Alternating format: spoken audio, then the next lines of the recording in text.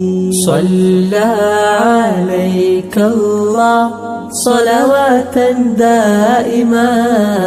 فالعز والفوز ليس إلا فيك. گزشتہ جمعے میں ہم بات کر رہے تھے غزوہ موتا کی کہ موتا میں مسلمان لشکر پیش ہوا اور آپ نے ان کے 3 امیر مقرر فرمائے اور ان کو یہ کہا کہ اگر زید شہید ہو جائیں تو جعفر امیر ہوں گے، جعفر شہید ہو جائیں تو عبداللہ بن رواحہ امیر ہوں گے، عبداللہ بن رواحہ شہید ہو جائیں تو پھر اپنی مرضی سے اپنے مشورے سے جس کو چاہو اپنے لیے امیر چن لینا۔ اور پچھلے جمعے تک میں نے سنایا تھا کہ حضرت جعفر رضی اللہ عنہ کے بعد عبداللہ بن رواحہ بھی شہید ہو گئے تھے رضی اللہ عنہم اجمعین۔ جب عبداللہ بن رواحہ شہید ہوئے تو جھنڈا مسلمانوں کا گر گیا، اور جھنڈا گرنا اس بات کی دلیل ہوتی تھی کہ مخالفین کا مقابلہ ہم ہار گئے، تو کسی بھی صورت میں جھنڈے کو کھڑا رکھنا ضروری تھا۔ تو ایک صحابی ہیں ثابت بن اخرم رضی اللہ عنہ، وہ بھاگے اور انہوں نے اس جھنڈے کو اٹھا لیا جو عبداللہ بن رواحہ کے ہاتھوں سے گر گیا تھا شہادت کے وقت میں۔ جھنڈا ہاتھ میں اٹھا لیا، اور چونکہ آپ نے ہدایات میں کہہ کے بھیجا تھا کہ اپنے مشورے سے خود ہی ایک امیر چوتھا کوئی بھی چن لینا، تو ثابت نے کہا لوگوں اپنا امیر چنو جو اس جھنڈے کو سنبھالے۔ تو لوگوں نے کہا ثابت تو ہی ہمارا امیر ہو جا اور اس جھنڈے کو تو ہی سنبھال لے۔ وہ کہنے لگے نہیں میرے بس کی بات نہیں، کسی اور کو امیر چنو۔ تو لشکر میں سے نا کسی نے آواز لگائی، خالد بن ولید کا نام لے دیا، تو بس یہ آواز لگنی تھی وہ سبھی اس پہ آ گئے، خالد بن ولید، خالد بن ولید، خالد بن ولید۔ خالد بن ولید ابھی نئے نئے مسلمانوں، میں نے آپ کو ابھی ان کا قصہ سنایا 1-2 جمعے پہلے، خیبر کے بعد مسلمان ہو رہے۔ تو خالد بن ولید نے کہا میں نیا آدمی ہوں، کسی اور کو دیکھ لو۔ انہوں نے کہا نہیں نئے بھی ہو تو تمہارا جنگ میں تجربہ پرانا ہے، اس لیے اس وقت ہمیں جنگی کاروائیوں کے لیے مضبوط آدمی چاہیے، تو بس تم ہی جھنڈے کو سنبھال۔ تو حضرت خالد بن ولید رضی اللہ عنہ نے پھر جھنڈا سنبھالا۔ خالد بن ولید کو اللہ نے بہادری بھی دی تھی، جرت بھی دی تھی، اور ساتھ ساتھ ذہنی عقل بہت تیز دی تھی۔ ایسی چالیں چلتے تھے کہ دشمن کو مجبور کر دیں۔ آپ کو پتہ نہیں یاد ہے نہیں، میں نے احد میں سنایا تھا، جنگ احد میں مسلمانوں کی بظاہر شکست کا جو نقشہ بنا اس کے پیچھے اکیلے خالد بن ولید، انہوں نے چھپ کے پیچھے سے لا کے حملہ کیا اور سارا جنگ کا پانسا پلٹ کے رکھ دیا۔ تو خالد بن ولید ذہنی طور پہ بہت تیز آدمی، حس بہت تیز۔ خالد بن ولید رضی اللہ عنہ نے جھنڈا سنبھالا، اور اس شام تک تو کوئی فتح نہیں ہوئی۔ اگلے دن خالد بن ولید نے رضی اللہ عنہ نے جنگ کی پوزیشن بدل دی، اور وہ اس طرح بدلی کہ لشکر کے 5 حصے ہوتے ہیں، میمنہ، میسرہ اور قدام اور خلف، اور ایک قلب ہوتا ہے جو درمیان۔ 5 لشکر کے حصے بنتے ہیں، تو مسلمانوں کا جو 3000 کا لشکر تھا اس کے بھی 5 حصے تھے، اور چونکہ آمنے سامنے کی جنگ ہوتی تھی تو رومی 2 لاکھ تھے، اور مسلمان ان سے صف میں کھڑے ہو کے جہاں لڑ رہے تھے 3-4 دن ہو گئے تھے لڑائی کو، تو وہ ایک دوسرے کو پہچاننے لگ گئے تھے کہ کل بھی میرے مقابلے پہ یہ کھڑا تھا، اس کے مقابلے پہ فلاں کھڑا تھا، اس کے مقابلے پہ فلاں کھڑا تھا، ایک دوسرے کی شکلیں پہچان گئے۔ خالد بن ولید نے آتے ہی اگلے دن یہ ساری سٹریٹجی چینج کی اور تبدیل کر کے بندے بدل دیے، جو دائیں سائیڈ کے لشکر کے بندے تھے ان کو بائیں سائیڈ پہ لے گئے، جو بائیں والے تھے ان کو دائیں لے آئے، جو پچھلے تھے ان کو آگے لے آئے، جو آگے والے تھے ان کو پیچھے لے گئے۔ جب وہ لشکر کی صورت بدلی اور اگلے دن مقابلے پہ وہ دوبارہ آئے انہوں نے کہا یہ تو وہ بندے ہی نہیں ہیں جن سے ہم کل اور پرسوں لڑتے رہے، یہ تو کوئی نئے بندے آ گئے پیچھے سے، اور ان کی کہیں مدد پہنچ گئی ہے پیچھے سے مسلمانوں کی۔ اس بات نے ان کے دماغوں پہ ایسی چھاپ ڈالی کہ وہ دماغی طور پہ مغلوب ہو گئے، ہار گئے، اور دماغ ان کے یہ کہنے لگ گئے کہ ان کی مدد کے لیے پیچھے سے نئے افراد پہنچ گئے، اب ہمارا ان سے مقابلہ مشکل ہے، اور اتنے امیروں کے ہوتے ہوئے اور اتنے وقت سے ہم لڑ رہے ہیں اور ابھی تک تو ہم ان کو نہیں گرا سکے، ہن نویں بندے آ گئے نے تے ہن اکا ہی نہیں ہو سکنا۔ جب وہ ذہنی طور پہ مفلوج ہوئے اور فارغ ہوئے، ذہنی طور پہ ہارے، تو جب انسان کا ذہن ہار جائے پھر جسم کام نہیں کرتا، تو پھر یہ وہاں سے تتر بتر ہو کے بھاگے تو خالد بن ولید نے پیچھا کرنے کی بجائے بھئی جا کے اب ہم پیچھے بھی ماریں، خالد بن ولید نے چونکہ فتح مسلمانوں کو مل گئی تھی تو وہاں سے واپسی کر دی اور مدینہ پہنچے۔ میں آپ کو بتا رہا تھا جب یہ غزوہ شروع ہوا، لڑائی شروع ہوئی، تو آپ ممبر پہ بیٹھ کے حال سنا رہے تھے موتا کا کہ زید نے جھنڈا سنبھالا فاصیبا، پھر اس کو شہادت ملی اور جھنڈا گر گیا، پھر جعفر نے جھنڈا سنبھالا اور اس نے لڑائی کی، پھر اس کو شہادت ملی اور جھنڈا گر گیا، پھر عبداللہ بن رواحہ نے جھنڈا سنبھالا، لڑائی کی اور پھر جھنڈا گر گیا۔ یہ آپ فرماتے جا رہے تھے اور بتاتے جا رہے تھے۔ جب جھنڈا خالد بن ولید رضی اللہ عنہ کے ہاتھ میں آیا تو آپ نے فرمایا لقد صلی اللہ سیفا من سیوفہ، اللہ نے اپنی تلواروں میں سے ایک تلوار کو باہر نکال لیا۔ یہاں خالد بن ولید کو سیف اللہ کا لقب ملا ہے۔ سیف اللہ کا مطلب ہے اللہ کی تلوار۔ پھر خالد بن ولید کہتے ہیں میں نے ساری زندگی اس کی کوشش کی کہ مجھے شہادت مل جائے، لیکن مجھے شہادت نہیں ملی اور آج میں اپنے بستر پہ مر رہا ہوں۔ یہ آخری دن فرمایا جس دن بستر پہ جان دے رہے تھے کہ اگر لوگوں کو یہ پتا، لوگوں کے ذہنوں میں یہ ہے کہ لڑائی کرنے سے جان چلی جائے گی، تو میں ساری عمر اس بات کی دوڑ میں لگا رہا ہوں کہ میری شہادت مجھے مل جائے، لیکن مجھے نہیں ملی۔ اللہ نے جس حال میں جس طرح مقدر کی ہوتی ہے موت انسان کو اسی طرح آتی۔ خود فرماتے تھے کہ میں نے موتا کے دن 9 تلواریں توڑی، 9 تلواریں موتا کے دن میرے ہاتھوں ٹوٹی ہیں، آخر میں ایک یمنی تلوار میرے ہاتھ میں بچ گئی تھی اور میں شام تک اسی سے لڑتا رہا۔ میرے ہاتھ سے صرف اس یمنی تلوار کے علاوہ جتنی تلواریں آئی ہیں وہ میرے ہاتھ سے ٹوٹتی گئی۔ اللہ نے اس طرح خالد کو بہادری بھی دی تھی، جنگی مہارت بھی دی تھی اور دانش بھی بہت دی تھی رضی اللہ عنہ۔ 8ویں ہجری میں جمادی الثانی کے مہینے میں یہ موتا کا غزوہ ہوا، اور جمادی الثانی کے بعد رجب کے مہینے میں آپ کو اطلاع ملی کہ قبیلہ جوہینہ مسلمانوں کے لیے تیاری کر رہا ہے اور وہ مسلمانوں پہ چڑھائی کرنا چاہتا ہے۔ تو آپ علیہ السلام نے ابو عبیدہ رضی اللہ عنہ، ایک صحابی ہیں ابو عبیدہ بن الجراح، ان کی امارت میں ایک لشکر ترتیب دیا اور 300 افراد روانہ فرمائے، اور ان کو جاتے ہوئے ایک کھجور کی تھیلی مرحمت فرمائی کہ اپنے ساتھیوں میں یہ کھجوریں بانٹتے رہنا، وہ یہ کھجوریں کھاتے رہیں گے اور سفر آسان ہو جائے۔ تو جابر بن عبداللہ رضی اللہ عنہ بھی اس لشکر میں، وہ فرماتے ہیں کہ وہ کھجوریں تو 2-4 دنوں میں ختم ہوگی۔ تو پھر ابو عبیدہ ہمیں ایک کھجور پکڑا دیتے تھے، سارا دن ہم منہ میں اس کھجور کو پھیرتے رہتے تھے، جب وہ کھجور کا اوپر والا گودا ختم ہو گیا تو ہم گٹھلی کو چوستے رہتے تھے، اور یہی ہمارا کھانا تھا۔ تو وہ کتنی دیر چلنی تھی، پھر وہ بھی ختم ہو گیا۔ کننا نمسھا مس الصبی، جیسے بچہ کسی ٹافی کو، کسی میٹھی چیز کو چوستا ہے، ہم اس کھجور کی گٹھلی کو سارا دن منہ میں یوں پھیرتے رہتے تھے، پھر وہ بھی ختم ہو گئے۔ تو پھر فرماتے ہیں کننا نضرب بعصینا الخبط،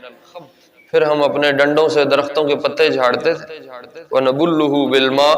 اور پھر ہم اس کو پانی میں بھگوتے تھے اور گیلے کر کے وہ پتے چابتے تھے۔ یوں یہ جوہینہ تک انہوں نے سفر کیا مدینہ سے۔ فرماتے ہیں وہ پتے چابنے کی وجہ سے ہماری زبانیں، ہمارے منہ چھل گئے تھے، زخمی ہو گئے تھے۔ رضی اللہ عنہم اجمعین۔ جب واپس آ رہے تھے وہ خیر وہاں پہنچے، وہ بھاگ گئے سارے، مقابلہ کوئی نہ ہوا، پھر ان کی واپسی ہوئی۔ جب واپسی ہوئی تو اللہ نے سمندر میں سے ایک بہت بڑی مچھلی ایک موج کے ذریعے اٹھا کے باہر پھینکوا دی۔ جب یہ سمندر کے کنارے گزر رہے تھے تو ان کو بہت بڑی مچھلی ایک ملی جو سمندر کے کنارے پڑی ہے۔ ظاہر مچھلی کا کھانا جائز ہے، انہوں نے اس کے پھر گوشت کے ٹکڑے کیے اور اس کو بھون بھون کے مچھلی کو کھایا۔ اور یہ مچھلی اتنی بڑی ہے، بخاری میں بھی اور ترمذی میں بھی تفصیلات ہیں، یہ مچھلی اتنی بڑی تھی کہ کھانے کے بعد انہوں نے اس مچھلی کی یہ جو آنکھ کا حلقہ ہوتا ہے، اس حلقے کے اندر 8-10 بندے کھڑے کیے، اور وہ 8-10 بندے اس اتنے سارے حلقے کے اندر پورے آ گئے، اتنی بڑی مچھلی۔ اور جابر بن عبداللہ فرماتے ہیں کہ ہم نے اس مچھلی کی 2 پسلی کی ہڈیاں، وہ جو کانٹا کہہ لو مچھلی کا یا جو ہڈی، جو پسلی کی 2 ہڈیاں ہوتی ہیں یوں جھکاؤ میں، ہم نے ان دونوں کو کھڑا کیا یوں کر کے ملا کے، اور ہمارے امیر نے کہا لشکر میں جو سب سے اونچا اونٹ ہے اس پہ سب سے لمبے قد والے بندے کو بٹھاؤ اور اس کے نیچے سے گزارو، دیکھو ہاتھ لگتا ہے کہ نہیں لگتا۔ دیکھو ہاں، تفریح بھی کرتے تھے لوگوں نے۔ اسلام کی یہ تصویر پیش کی ہے، ایک تسبیح موٹے منکیاں لپاد لو تے رومال اپنے سر تے پا لو تے مسجد دے نکرے لگ جاؤ تے تسی مومن نہیں۔ جہاں اسلام کے لیے قربانیاں ہیں، محنت ہے، وہاں ذاتی تفریح بھی اسلام اس کی کوئی نفی نہیں کرتا، منع نہیں کرتا۔ یہ کھیل رہے تھے تو جابر بن عبداللہ کہتے ہیں اس 2 ہڈیوں کے نیچے سے ہم نے سب سے اونچے قد والے کو سب سے اونچے اونٹ پہ بٹھا کے گزارا اور اس کا ہاتھ اس ہڈی کو نہیں لگا، اور انہوں نے اس مچھلی کے گوشت کو سٹاک کیا۔ آپ کو تو لوگ قصے سنائیں گے نا، 70 پھانکو اور 70 دفعہ سبحان اللہ زیادہ ہو جائے گی۔ انہوں نے اس مچھلی کے گوشت کو سٹاک بھی کیا، اپنی سواریوں پہ لادا، کاٹ کاٹ کے ٹکڑے بڑے بڑے گوشت، اور مدینہ لے کے آئے اور آ کے آپ کو ساری کارگزاری سنائی۔ آپ بھی بڑے خوش ہوئے، آپ نے فرمایا اس مچھلی میں سے کچھ لائے بھی ہو یا سارا بس وہیں کھا کے چھوڑ آئے ہو؟ کہ رسول اللہ لے کے بھی آئے۔ آپ نے کہا وہ میرے لیے بھی لے کے آؤ۔ آپ نے اس مچھلی کا گوشت منگوا کے خود بھی کھایا۔ اس طرح آپ کو تفریح کے بہت سے قصے ملیں گے حدیث میں۔ ایسے نہیں تھے کہ بس تسبیح پکڑی ہوئی ہے اور ایک مسجد کی نکر میں بیٹھے ہوئے ہیں، ہنسنا بھی منع ہے، لطیفہ سنانا بھی منع ہے، استغفر اللہ تسی ہنسی جاندے ہو، سارا منہ دا نور چلا جائے گا، ایمان دا نور چلا جائے گا، اعمال ضائع ہو جان گے۔ نہیں، اس طرح کے نہیں تھے، ہم جیسے انسان تھے، گپ شپ بھی ہوتی تھی، مذاق بھی ہوتا تھا۔ ابھی کئی قصے آئے تو میں آپ کو سناؤں گا، صحابہ آپس میں کس طرح مذاق کرتے تھے۔ حیات الصحابہ میں قصے موجود، سیرت کی کتابوں میں ملتے ہیں، خود آپ کے بارے میں روایات موجود ہیں رضی اللہ علیہ السلام۔ خیبر سے واپسی میں نے آپ کو سنا حضرت عائشہ کے ساتھ دوڑ لگائی، حضرت عائشہ کے ساتھ یہ خروج فی سبیل اللہ ہے۔ کوئی کہے یہ نبی ہو کے کہو جی کھیڈاں چ پیا نہیں، انسانی تفریح، انسانی طبیعت کی ضرورت ہے اور آپ اس کو انجوائے کرتے تھے باقاعدہ۔ آپ نے واپسی پہ سب کو کہا بھائی آگے چلے جاؤ، پورا لشکر آگے چلا گیا۔ آپ نے عائشہ سے کہا دوڑ لگائیں رضی اللہ عنہ، تو حضرت عائشہ نے کہا لگا لیتے ہیں، تو آپ نے ان کے ساتھ باقاعدہ دوڑ لگائی۔ آپ نے یہ نہیں کہا اعمال کا نور ضائع ہو جائے گا اور چہرے کا نور چلا جائے گا اور نیکیاں ختم ہو جائیں گی اور ہم کیا لہو و لعب میں پڑے ہوئے ہیں اور یہ کھیل تماشے تو ہمارے کام نہیں، ہم تو دین کی محنت کے لیے آئے ہیں۔ نہیں، اس طرح نہیں تھا۔ تفریح کے وقت میں تفریح فرماتے تھے، کام کے وقت میں کام کرتے تھے، عبادات کے وقت میں عبادات ہوتی تھی، عام مجلس کے وقت میں عام مجلس کا مزاج ہوتا تھا۔ بہرحال تو آپ نے بھی اس مچھلی میں سے کھایا۔ اللہ اکبر۔ یہ تقریباً ہم سیرت کو سنتے سناتے پہنچ گئے ہیں 8ویں ہجری کے ماہ رجب تک۔ رجب کے بعد شعبان ہے اور پھر رمضان۔ رمضان میں 8ویں ہجری میں جو سب سے بڑا قصہ پیش آیا ہے وہ فتح مکہ کا قصہ ہے۔ مکہ کو فتح اللہ رب العزت نے صحابہ کے ہاتھوں فرمایا۔ وہ مکہ جس سے پتھر کھا کے نکلے تھے، وہ مکہ جس سے ناک میں دم کر دیا تھا اور انہوں نے اپنا علاقہ چھوڑ دیا تھا اور وہ مدینہ کو ہجرت کر گئے تھے، اور اس کے لیے کتنے پاپڑ بیلے تھے، تیاریاں کی ہجرت کرنے کی، گھر بار چھوڑا، کچھ نے بیوی بچے بھی چھوڑے، کچھ نے رشتہ دار چھوڑے۔ خود آپ علیہ السلام نے پوری تیاری فرمائی، ابو بکر کے ساتھ اونٹنیاں حضرت ابو بکر نے ترتیب دی، ایک اونٹنی آپ نے لی، ایک اونٹنی حضرت ابو بکر کی تھی، پھر آپ چھپ چھپا کے نکلے، پھر قریش نے ایک وہ لمبا جال بنا، پھر آپ چھپتے چھپاتے غار میں آئے، 3 دن غار میں رہے، اور پھر وہاں سے راستہ تبدیل کیا اور روپوش ہوتے ہوتے کہیں سفر سے پیدل مدینہ پہنچے،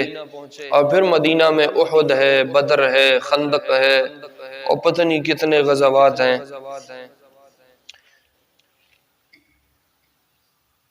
اب وہ مکہ جس کو چھوڑ کے آئے تھے، اب آ کے 8ویں ہجری میں اللہ کے نبی کے ہاتھوں فتح ہو رہا ہے۔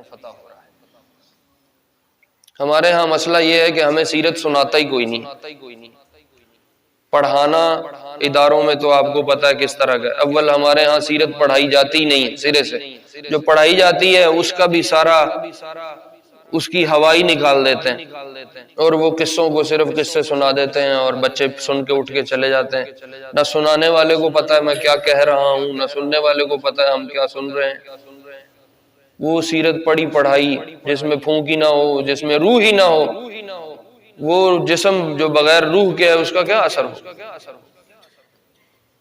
اللہ نے 7 سال گزرے، اور جن افراد نے اس طرح کی حالت میں مکہ چھوڑا تھا،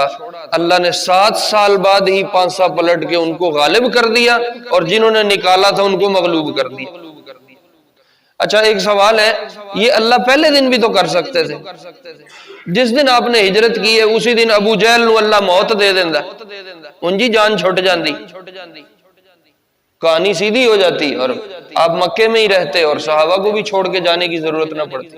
یہ 7 سال کا بیچ میں ایک پورا عرصہ، اور اتنی بدر کروائی، خندق کروائی، احد کروائی، اتنے مجاہدے کروائے، اور کیا کیا صحابہ، اس دوران صحابہ کی کتنی تربیت ہوئی، اور اللہ نے اپنے کتنے وعدے پورے کر کے اور دکھائے ہیں۔ یہ وعدہ بھی تو پورا ہو سکتا نہیں کیا، کہ اللہ کی ایک سنت ہے، کائنات کے نظام میں اللہ کا ایک طریقہ ہے، کچھ قوم کو اگر اللہ غلبہ دیں گے تو کن شرطوں پہ دیں گے، وہ قوم ان شرطوں کو پورا کرے گی تو اللہ کی طرف سے غلبہ مقدر ہوگا، اور وہ قوم اگر شرطوں کو پورا نہیں کرے گی قوم کو غلبہ نہیں ملے گا، اللہ اس کو مغلوب کر دیں گے۔ جو مکے کے چودھری 8 سال پہلے غالب تھے، 7 سال 8 سال کی محنت کے بعد اللہ نے ان کو مغلوب کیا اور مسلمانوں کو دوبارہ غلبہ دیا۔ وہ شرائط کیا ہیں، اللہ کن معاملات پہ کسی قوم کو فتح دیتے ہیں، کن معاملات پہ کسی قوم کو شکست ملتی ہے، یہ کون پڑھائے؟ نہ پڑھانے والوں کو پتہ ہے، نہ پڑھنے والوں کو پتہ ہے، نہ سنانے والوں کو پتہ ہے، نہ سننے والوں کو پتہ ہے۔ ہمارے اداروں میں ویسے ہی کتنا دین پڑھاتے ہیں، سکھاتے ہیں یا سبق سمجھاتے ہیں، وہ ہم سب جانتے ہیں، پھس پھسی باتیں ہیں، نہ اس میں روح ہے، نہ اس میں مٹھاس ہے، نہ اس میں کوئی صحیح بات ہے۔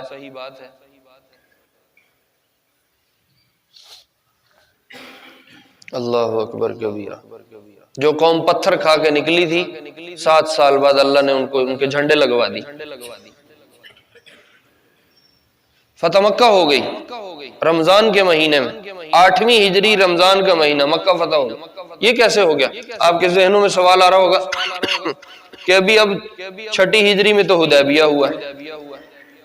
6 ہجری گزری ہے، 7 ہجری گزری ہے، اور 8ویں ہجری میں آپ کہہ رہے ہو مکہ بھی فتح ہو گیا۔ مکے والوں کے ساتھ تو صلح ہوئی تھی، 6 ہجری میں صلح حدیبیہ پہ مکے والوں سے صلح ہو گئی تھی اور جنگ بند ہو گئی تھی، تو یہ 8ویں ہجری میں کیسے فتح ہوگی؟ اس کے پیچھے ایک قصہ ہے، انشاءاللہ میں سارا عرض کروں گا، 2-4 جمعے لگیں گے۔ فتح مکہ ایک بہت بڑا سبق ہے امت کے لیے، پوری سیرت کہہ لو ایک طرف ہے، اور فتح مکہ ایک پوری سیرت کا ایک الگ برابر کا حصہ ہے۔ فتح مکہ پہ اللہ نے نصرتیں فرمائی اور مسلمانوں کو جتنے وعدے فرمائے تھے ان کو پورا کر کے دکھایا۔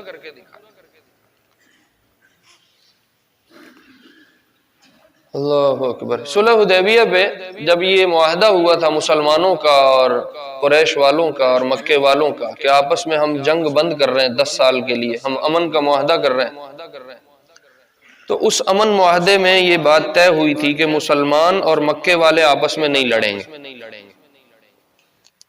ظاہر ہے مکے میں اور عرب کی دنیا میں صرف مسلمان اور مکے والے تو نہیں تھے نا، اور قبائل بھی تھے، تو ان کے بارے میں طے ہوا تھا کہ مسلمانوں کے تعلق والے لوگ مسلمانوں کے ساتھ رہنا چاہیں تو ضرور رہیں، ہمیں انکار نہیں ہے، اور جو لوگ مکے والوں کے ساتھ رہنا چاہیں تو وہ مکے والوں کے ساتھ رہیں گے، مسلمان ان کو توڑ نہیں سکتے۔ لہٰذا جس قوم قبیلے کا جدھر منہ آتا ہے اس کی جہاں طبیعت اور مرضی شامل ہے وہ ان کے ساتھ جا کے شامل ہو جائے۔ اگر وہ مکے والوں کے ساتھ ہے جانا چاہتے ہیں تو مسلمانوں کی طرف سے رکاوٹ نہ ہو، اور اگر وہ مسلمانوں کے ساتھ جانا چاہتے ہیں تو مکے والوں کی طرف سے رکاوٹ نہ ہو۔ آپ علیہ السلام کا خاندان جو تھا بنو ہاشم کا، ان کے تعلق والے، رشتہ داری والے، سلام دعا والے، ان کے آباء و اجداد کے بھی اوپر مکے میں ایک قبیلہ ہے بنو خزاعہ۔ یہ سارے مسلمان تو نہیں تھے، کچھ مشرک بھی تھے، کافر بھی تھے، لیکن صلح حدیبیہ میں معاہدے کے بعد بنو خزاعہ نے یہ چاہا کہ ہم مسلمانوں کے ساتھ چلے جائیں اور ہم مسلمانوں کی صف میں شامل ہو جائیں۔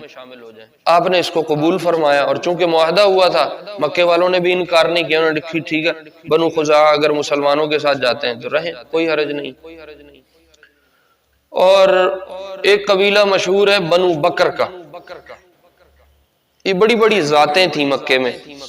جیسے آپ ہمارے علاقے کے مطابق میں آپ کو بتا دیتا ہوں، جیسے مٹیلے میں ہرل بیٹھے ہیں، اور کچھ دیہاتوں میں یہاں ارائیں بیٹھے ہیں، اور ایک بڑا طبقہ راجپوت کا بیٹھا ہے، اس طرح قومیں بیٹھی ہوئی۔ تو مکے میں بھی اسی طرح تھا، کسی قوم نے کسی کے ساتھ رہنے کو چن لیا، کسی قوم نے کسی کے ساتھ رہنے کو چن لیا۔ تو جو بنو بکر کا قبیلہ تھا انہوں نے قریشیوں کا ساتھ دیا، اور یہ بات معاہدے میں طے ہوئی تھی کہ جو جس کو چن لے گا اس کے بعد اس کا ساتھی شمار ہوگا، اگر اس پہ حملہ ہوگا تو وہ مثال کے طور پہ بنو بکر پہ حملہ ہوتا ہے تو یہ قریش پہ حملہ ہوگا، مکے والوں پہ حملہ ہوگا، اور اگر بنو خزاعہ پہ حملہ ہوتا ہے تو یہ یوں کہہ لو مسلمانوں پہ حملہ ہوگا۔ اگرچہ مسلمان بنو خزاعہ کے لوگ نہیں بھی تھے، لیکن معاہدے کی روح سے مسلمان ان کی پوری حفاظت کرتے تھے، اور ان کی ذمہ داری مسلمانوں کے سر تھی۔ اللہ کی شان ہے، بنو بکر اور بنو خزاعہ کی پرانی پچھلی کئی نسل سے دشمنی چل رہی تھی، اور وہ ایک دوسرے کے بندے مارتے آ رہے تھے۔ میں تھوڑا مختصر کر رہا ہوں، وقت ختم ہو رہا ہے۔ وہ ایک دوسرے کے بندے مارتے ہوئے آ رہے تھے، پھر وہ اللہ کے نبی کی بعثت ہو گئی، اللہ کے نبی علیہ السلام کو نبوت مل گئی، نبوت کا اعلان ہو گیا، تو وہ اسلام آنے کے بعد معاملات اسلام کی طرف کو مڑ گئے، توجہ ساری ادھر چلی گئی، ان کی لڑائیاں ختم ہو گئیں اور معاملہ سلجھ گیا اور باتیں بیٹھ گئیں۔ وہ جو نسل در نسل ایک دوسرے کو مارتے آ رہے تھے وہ بات رک گئی، بنو خزاعہ اور بنو بکر کی آپس میں نہیں بنتی تھی۔ پھر ہجرت ہو گئی تو اس میں ساری توجہ چلی گئی، ہجرت کے بعد پھر بدر آ گیا، پھر احد آ گیا، پھر خندق آ گیا، تو وہ توجہ بٹی رہی اور یہ ان کی لڑائیاں بیٹھی رہی۔ جب وہ صلح حدیبیہ پہ ہو گئی صلح اور لڑائیاں ہو گئی ختم، تو وہ جو ان کا پرانا آپس کا ایک نشہ تھا اور ایک دشمنی تھی اور ایک دوسرے کے بندے مارنے مرانے کا سلسلہ تھا، وہ شیطان نے پھر کہیں چٹکی لگا دی۔ بنو بکر نے ارادہ کیا کہ ہم اپنا پرانا بدلہ اتارتے ہیں اور بنو خزاعہ کے 2-4 بندے مار دیتے ہیں، چھپ کے ماریں گے، کسی کو پتہ ہی نہیں چلے گا کس نے مارے، اور قریشیوں کی اور مسلمانوں کی لڑائی اب ویسے ختم ہوگی، حالات اب نارمل ہے۔ بنو بکر نے بنو خزاعہ کے ایک چھوٹی سی جماعت پہ حملہ کر دیا، وہ کسی چشمے پہ رکے ہوئے تھے اور کہیں جا رہے تھے، اور بنو بکر نے جب ان پہ حملہ کیا تو قریشی کچھ نوجوانوں نے جو شرارتی تھے یا ان کو تھوڑا بہت ان کے ذہن میں تھا، انہوں نے بنو بکر کا پورا تعاون کیا، اور بنو خزاعہ پہ حملہ کرنا گویا مسلمانوں پہ حملہ کرنا تھا، چونکہ وہ ان کی ذمہ داری، ان کی وہ اس کے کسٹوڈین بھی تھے اور وہ ان کے ساتھ رہتے بھی تھے، آپس میں میل جول اور معاہدے اور وہ ساری چیزیں ہوئی۔ جب قریشی نوجوانوں نے ان کا ساتھ دیا بنو بکر کا، اور خزاعہ کے افراد قتل ہو گئے، شہید ہو گئے، شہید تو نہیں ہو، قتل ہوئے، تو وہ خزاعی جتنے اس جماعت کے لوگ تھے وہ بھاگے اور انہوں نے آ کے حرم میں پناہ لی، تو بنو بکر کے لوگ ان کے پیچھے حرم میں، ان کو حرم میں بھی مارا۔ اور ایک سردار ہیں بنو خزاعہ کے، بدیل، میں نے ان کا نام آپ کو سنایا، پتہ نہیں اب کسی کو یاد ہے نہیں۔ بدیل کے گھر میں وہ ایک سردار تھے خزاعہ کے، خزاعی افراد جو جس پہ حملے ہوئے تھے جن پہ، وہ بدیل کے گھر میں گھسے جا کے کہ ہمیں یہاں پناہ مل جائے، تو بنو بکر کے لوگوں نے پیچھے جا کے بدیل کے گھر میں بھی ان کو مارا اور وہ کئی سارے افراد قتل ہوئے۔ اگلے دن خزاعیوں نے 40 بندوں کی ایک جماعت بنائی، ایک وفد ترتیب دیا اور ان کو مدینہ روانہ کیا آپ علیہ السلام کی طرف کہ قریشیوں نے بنو بکر کی مدد کی ہے اور ہم پہ حملہ کیا ہے، ہم آپ کے ساتھی ہیں اور بنو بکر قریش کے ساتھی ہیں، ہم پہ حملہ کرنا گویا مسلمانوں پہ حملہ کرنا، لہٰذا اب آپ ہماری مدد کریں اور ہم مکے والوں سے اب لڑائی لڑنا چاہتے ہیں۔ یہ وفد ایک پورا تیار ہوا اور مکے سے مدینہ گیا۔ آپ علیہ السلام مسجد میں تھے، صحابہ کے ساتھ بیٹھے ہوئے تھے، صبح کا وقت ہے، یہ خزاعہ کا وہ 40 افراد کا ایک قافلہ وہ مسجد میں داخل ہوئے، ایک دم ایک بندہ، دوسرا، تیسرا، چوتھا، اور سب سے آگے بنو خزاعہ کے سردار ہیں عمرو بن سالم، وہ نا شعر پڑھتے ہوئے آ رہے ہیں، انی ناشد محمدا حلف ابینا و ابیہ الاطلدہ، اور وہ شعر پڑھتے آ رہے ہیں۔ آپ نے کہا یہ کون ہے، کیا ہوا؟ جب وہ شعر سنے تو اس میں یہ تھا کہ ہم پہ حملہ ہو گیا ہے اور ہم آپ کے ساتھی ہیں، اب آپ ہماری مدد کو آئیں اور آپ ہمارا ساتھ دیں، ہم اب اپنا بدلہ لینا چاہتے ہیں۔ اس طرح کے وہ اشعار پڑھتے آ رہے تھے، ان قریشا اخلفوا الموعد قد نقضوا میثاق مؤکدہ، اس طرح کے اشعار تھے، کئی سارے اشعار ہیں سیرت کی کتابوں میں لکھے ہیں۔ اور اب آپ ہماری مدد فرمائیں، تو آپ علیہ السلام جیسے جیسے یہ شعر سنتے گئے نا، آپ کے چہرے کا رنگ بدلتا گیا، اور آپ نے فرمایا کیا ہوا ہے؟ انہوں نے کہا ہم پہ حملہ ہوا ہے اور قریشیوں نے ساتھ دیا ہے ہمارے خلاف اور ہمارے بندے مارے گئے ہیں، ہم آپ کی مدد کے لیے، آپ سے مدد لینے کے لیے آئے۔ تو آپ نے فرمایا نصرت یا عمرو بن سالم، عمرو بن سالم صبر کرو، اب میں تمہاری مدد کو تیار ہوں۔ اور پھر آپ نے فرمایا ان لم انصرکم فمن ینصرکم فمن ینصرنی، اگر اب میں تمہاری مدد نہیں کروں گا کہ ہمارا تمہارا معاہدہ ہے، تو پھر میری مدد بھی اللہ کی طرف سے نہیں ہوگی، کیونکہ میں اپنا وعدے کا پابند ہوں، وہ تو میں نے کرنا ہی کرنا پورا، اس لیے بے فکر ہو کے تم لوٹ جاؤ اور میں اب تمہاری مدد کو انشاءاللہ پہنچوں۔ یہ آپ نے ان سے وعدہ فرما لیا۔ اور ادھر قریشیوں کو اگلے صبح بڑی ندامت ہوئی کہ یہ تو ہم نے کام خراب کر دیا، اپنے ہتھی اسی منجا لئی گل، مشکل سے ہماری جنگوں سے جان چھوٹی تھی، اسی پھر چھیڑ لئی۔ تو قریشیوں نے مل کے مشورہ کیا کہ اب کیا کریں، تو ان کا آپس میں یہ طے ہوا کہ ابو سفیان جو مکے کا سردار ہے، اس کو مدینہ بھیجو، یہ جا کے دوبارہ صلح کی بات کر کے آئے اور جو ہمارا معاہدہ ہے اس کو دوبارہ سے جاری کروا کے آئے اور مدت آگے تھوڑی بڑھا کے آئے، جو ہم سے غلطی ہو گئی ہے اس کی معافی تلافی کر کے آئے۔ اس پہ مکے والوں نے ابو سفیان کو مدینہ بھیجا، اور ابو سفیان خیر رضی اللہ عنہ ہیں، صحابی ہیں، فتح مکہ پہ مسلمان ہو گئے تھے، چونکہ یہ ان کا کچھ پہلے کا کردار اس طرح تھا تو اس لیے ان کو بعض دفعہ رضی اللہ عنہ کے بغیر بھی سننے سنانے میں ہم کہہ دیتے ہیں، ورنہ جو صحابی اس طرح کے ہیں جن کا کردار اسلام کے خلاف بھی رہا ہے، جب ان کو اسلام مل گیا تو وہ سب رضی اللہ عنہ بن گئے۔ ابو سفیان رضی اللہ عنہ کو مکے والوں نے اپنی طرف سے مدینہ بھیجا کہ صلح کو دوبارہ ترتیب دے کے آؤ، اور جو معاہدہ ہم نے خراب کر دیا اس کو نئے سرے سے ایک دفعہ بحال کروا کے آؤ۔ تو ابو سفیان اس پہ پھر مدینہ آئے۔ اس سے آگے انشاءاللہ بات پھر اگلے جمعے پہ کر لیں گے۔ بہرحال یہ فتح مکہ ایک بہت زبردست اور سبق آموز چیز ہے، اور سیرت کے بہت سے دروس امت کے لیے اس سے جڑے ہوئے ہیں، تو آپ حضرات اس میں بھرپور شرکت کریں۔ اب ہم ویسے بھی سیرت کے آخر میں پہنچ گئے، اللہ رب العزت ہمیں اپنے نبی کی زندگی سیکھنے کی، سمجھنے کی توفیق نصیب کرو، سنتیں ادا کریں۔ صلى عليك الله صلواتا دائما، فالعز والفوز ليس إلا فيك.